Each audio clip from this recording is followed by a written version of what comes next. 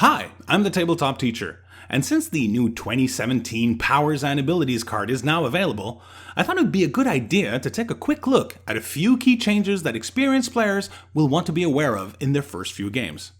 The wording has changed, but most of the powers still play pretty much the same way they did before. Here's an overview of the powers that have gone through more significant changes. I will eventually make complete videos for all of the powers. This is just a quick summary of some key changes. A before and after kind of thing. Earthbound Neutralized. No more changing combat symbols. A fist is a fist, a wing is a wing, and so on. What a character loses with Earthbound Neutralized is improved movement, improved targeting, and willpower. The outcome is the same for several game effects. For instance, Earthbound Giants and Colossi can't walk across elevated terrain. Earthbound Flyers can't move over outside blocking terrain. Earthbound Swimmers can't ignore water terrain for movement purposes.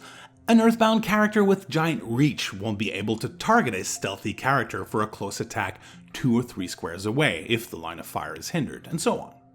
But an Earthbound Neutralized character keeps its size and the carryability if it had it.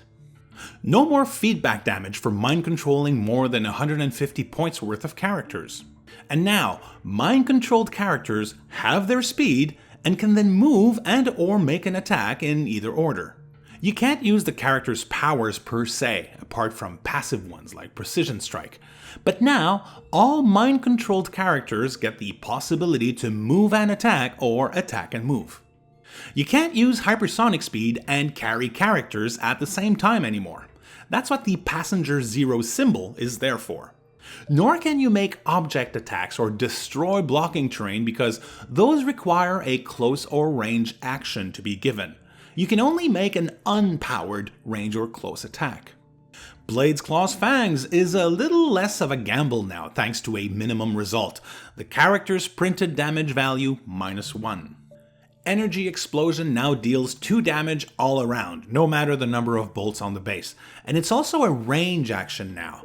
This means it can't combine with Penetrating Psychic Blast anymore, since both are range actions. One very important element of wording is that all the adjacent characters become targets. This will matter in some instances, so keep it in mind. Quake is a close attack that targets all adjacent opposing characters. You don't get to choose which. This is important because when a single character is targeted, meaning no other opposing characters are adjacent, you deal normal damage. This is especially important for characters that can use Quake at no cost after a move action.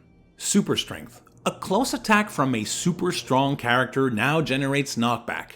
All characters can now carry light objects, but only characters with super strength can pick up and hold heavy objects. The Smoke Cloud got a little thicker. Opposing characters that can use Smoke Cloud or that can ignore hindering terrain for line of fire purposes are no longer protected against the -1 penalty to attack for occupying a Smoke Cloud marker. Everybody now has trouble aiming in the Smoke Cloud. Precision Strike only now works on a single character, and Super Senses is not completely ignored anymore. An attack with Precision Strike can now be evaded, but the target gets a -1 to its evade roll. Most of the time this means a 6 is required to evade a Precision Strike with Super Senses.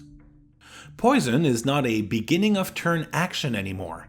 It's still free, but it must be played in the action phase, and can only be activated if the character hasn't been moved or placed. No matter the number of characters hit with an attack, Steal Energy will only heal you 1 click, not 1 click per opposing character. Telekinesis. The old 8 square range now becomes a minimum range of 6, meaning that characters with longer range get an advantage over others when using TK. Telekinesis behaves a little differently whether you're using it for objects or characters. Objects can't be hurled greater distances because you can pick up an object within range and line of fire, and then a range object action can be given against an opposing character within range and line of fire again, but that's of the character using TK, not the starting square of the object. And you can make this attack even if an opposing character is adjacent. Using telekinesis on characters is pretty much what it was, apart from the range, and you can now use TK on single base characters, including giants. Most colossi are multi-base, but some characters can change their size or spawn colossal bystanders. Those can now be placed with Telekinesis. Defend now uses the printed defense value. Can't use a replaced value anymore. Mastermind. Characters that share a keyword can also now take the hit for the Mastermind character, regardless of point value. But if the adjacent friendly character would also be hit by the same attack, as it could happen in an energy explosion for instance, it cannot take the damage for the Mastermind character anymore. You must choose a character that would not be hit by the attack. The character taking the damage for the Mastermind character becomes a hit target of the attack. That choice of words is important for some game effects. Becoming a target is not the same as being targeted. Being invincible now reduces damage taken by 2, even if the damage was penetrating. On top of that, an invincible character can take more than 3 damage at once. That's usually from an attack, but it is worded in a way that it could reduce damage from other effects. Regeneration. No more healing Heroclix out of this power action. Well, most of the time anyway.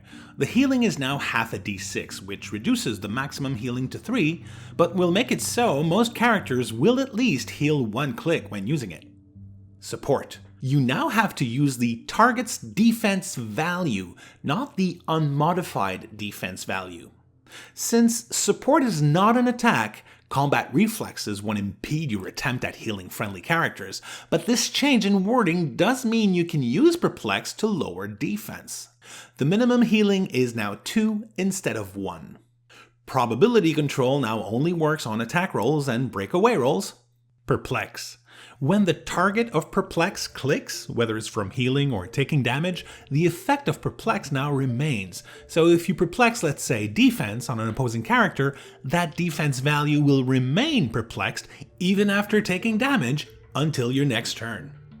Outwit makes it so a target opposing character with thin range and line of fire, minimum range of 6, can't use a standard power or a special power of your choice, whether that character has that power on its dial or not. Combat abilities are now off limits, but you can go around Indomitable by declaring that your target can't use willpower, which is a standard power. Characters that can use the Power Cosmic or Quintessence team abilities are likely to be still protected from Outwit, thanks to the protected Outwit key phrase. Though I haven't seen new wording for team abilities, I would recommend all players consider Power Cosmic and Quintessence to have the protected from Outwit key phrase. Leadership. No matter the number of friendly characters with leadership on your team, your action total only goes up by 1. But you don't need to roll for that part of leadership anymore.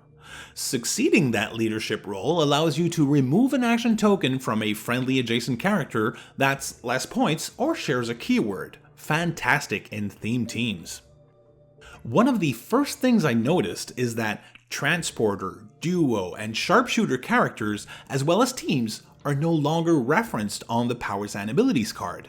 Nor is multi-attack, merge, split, and throwing a grenade, not that that was very common.